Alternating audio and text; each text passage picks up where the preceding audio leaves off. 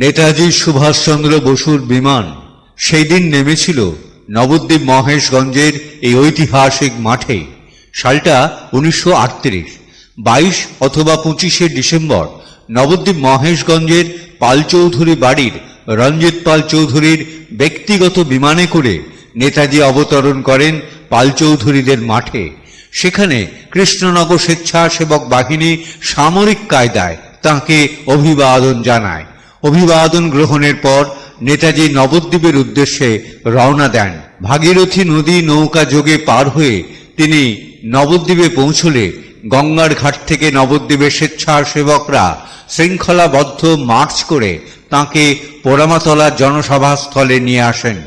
পোড়ামাতলার সেই ঐতিহাসিক জনসভায় নেতাজি বজ্রকণ্ঠে দেশাত্মবোধক ভাষণ প্রদান করেন। ওই সভা মঞ্চে উপস্থিত ছিলেন নবদ্বীপের প্রখ্যাত স্বাধীনতা সংগ্রামী ডাক্তার শুভঙ্করনাথ ভট্টাচার্য, শচীন্দ্রমোহন নন্দী, ননীগোপাল মোদক প্রমুখ বিশিষ্ট ব্যক্তিত্ব। সেই দিন নেতাজির গলায় পরানো মালা 10,000 টাকায় বিক্রি হয় এবং সেই অর্থ জাতীয় আন্দোলনের কাজে ব্যয় করা হয়।